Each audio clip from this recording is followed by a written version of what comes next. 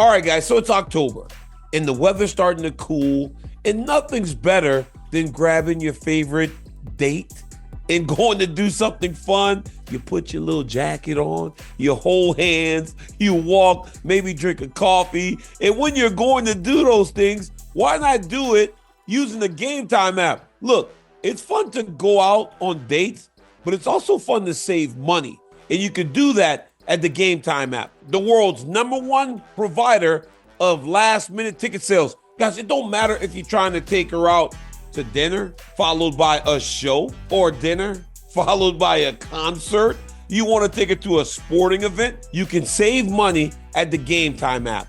And how else can I help you save more money? Use my promo code DCTV. Because if you use DCTV, we're going to give you $20 off of your first purchase at the Game Time app. Do something fun and do it while saving money with the Game Time app. So download the Game Time app right now. Sign up using my promo code DCTV for $20 off of your first purchase. Hey, this is the best time of the year to go and do something fun. Why not save money while doing it? Let's go.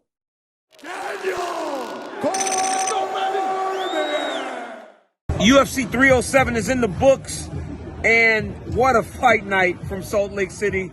I mean, Alex Poatan Pereira retains, Julianna Peña becomes and new again, and so many other great contests from the fight.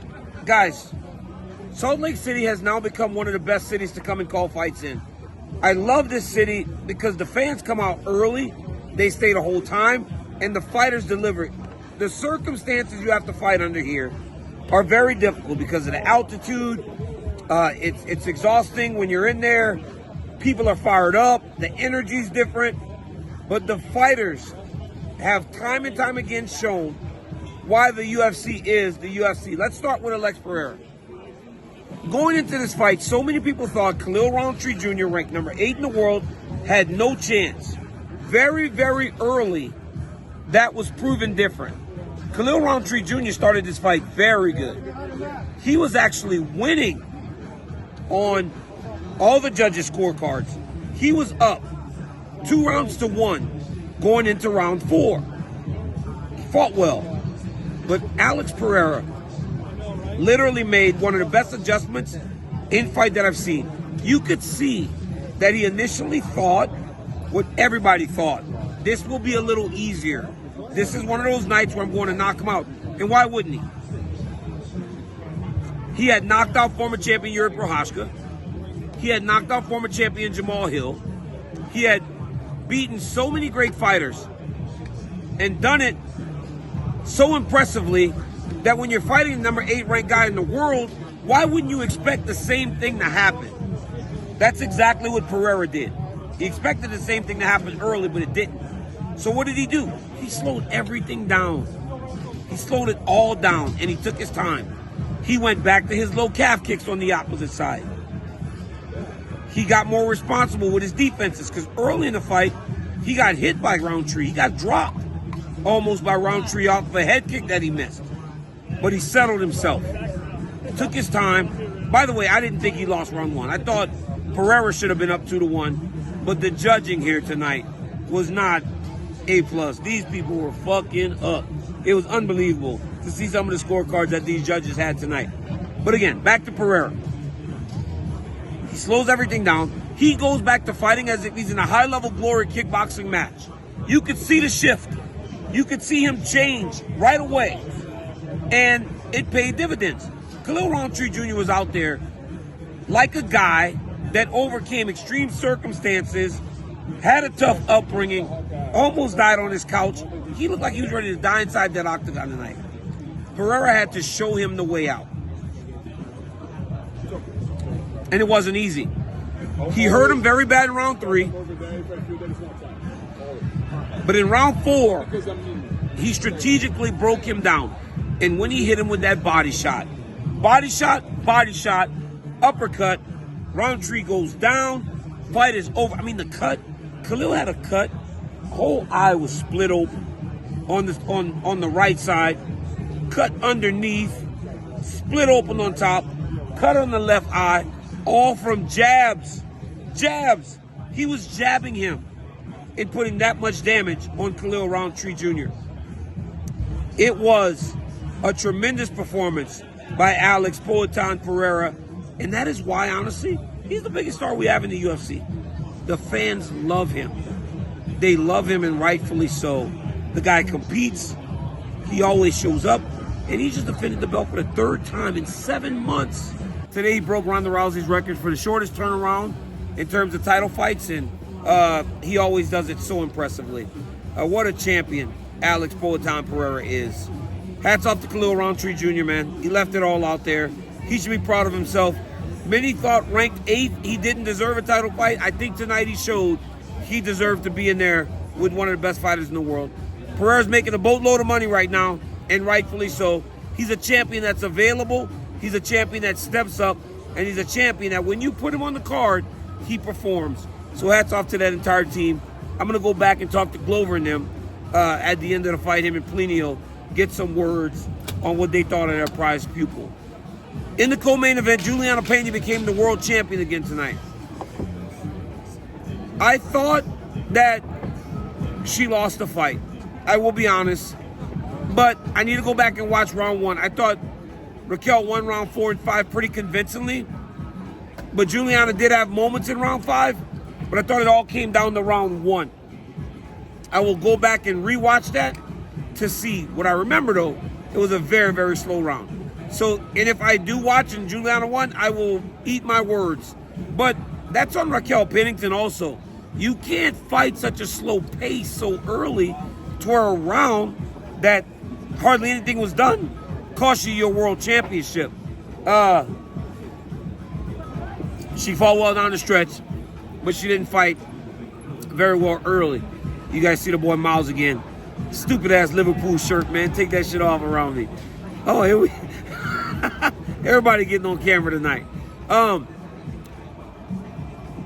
Good fight though. Much better. Raquel Pennington had her hurt bad in round 4. Julianna recovered, showed her grittiness, showed her toughness. The one thing you can never question about Julianna Peña is her toughness, and she will be a deserving champion. I will say this. She dropped the ball on the call out. I mean, Kayla's on the screen. Say her name. Why no sell the person that is clearly going to be your number 1 contender? There is no world where she does not fight Kayla Harrison. She's fighting her next.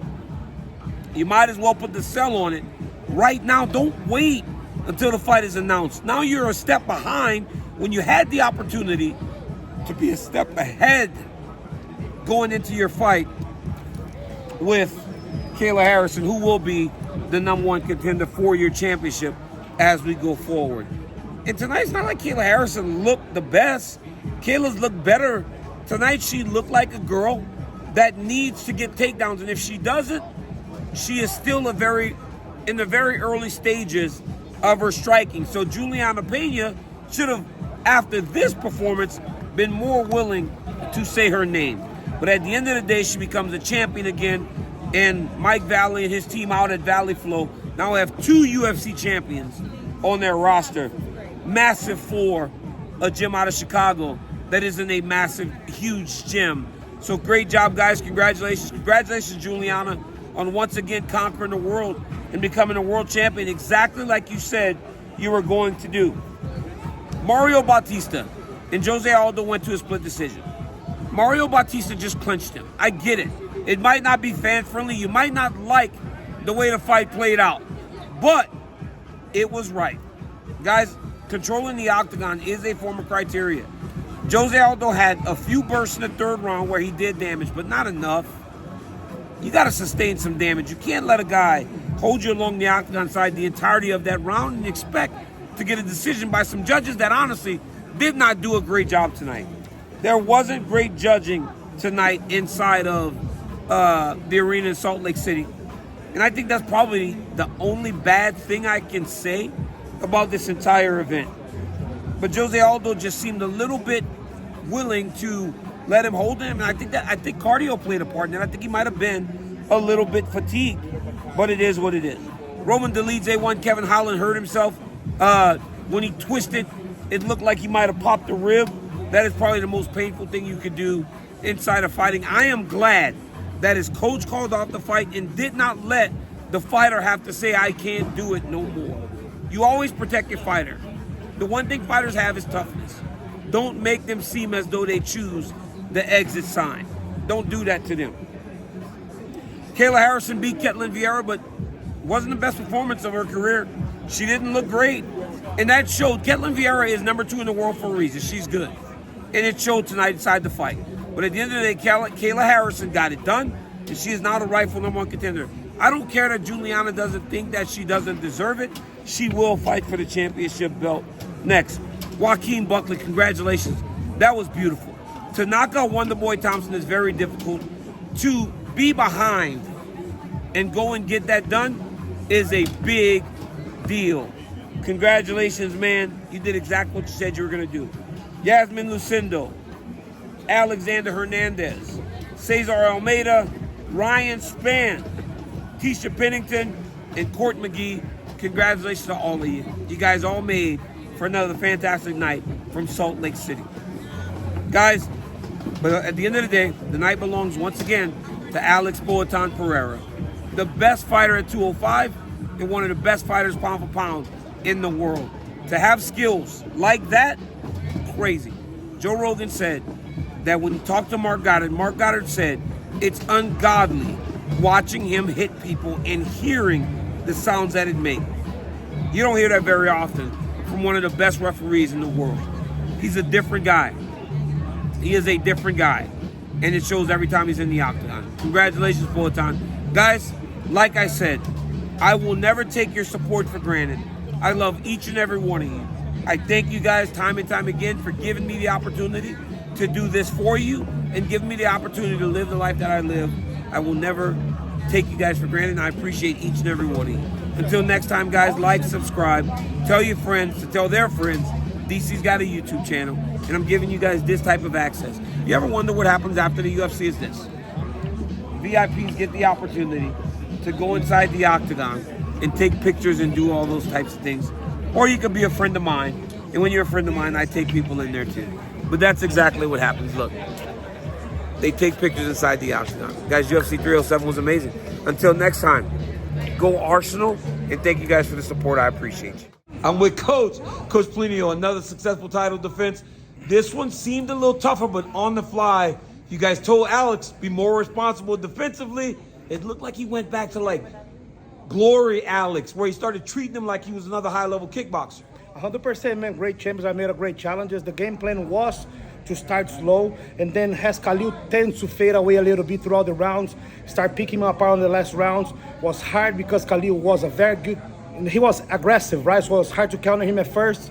So I had to go with it and start, like we said before, pick his shots, start pacing it out later. He broke him down strategically, but those 2 body shots in that 4th round really did crumble him. Why didn't Alex go to that a little earlier? Man, you know what I mean? You got to feel the fight. He got rocked on one of those, throwing one of those kicks. I think it's part of the fight. You mentioned Glory. Looked like a Glory fight today. It did. Glory sometimes has knockdowns on both sides before somebody win, and today feel like it was another Glory night. What can this guy not do, man? What's the limit for this guy? I mean, 3 title fights in 7 months is now the shortest time anyone's defended a championship that many times. Broke Ronda Rousey's record tonight. What can Alex not do? Brother, the sky's the limit. We're just enjoying the ride. So tune in. I think he have even greater things to achieve. My boy Plinio. Let's go, Coach. Congratulations, Chama.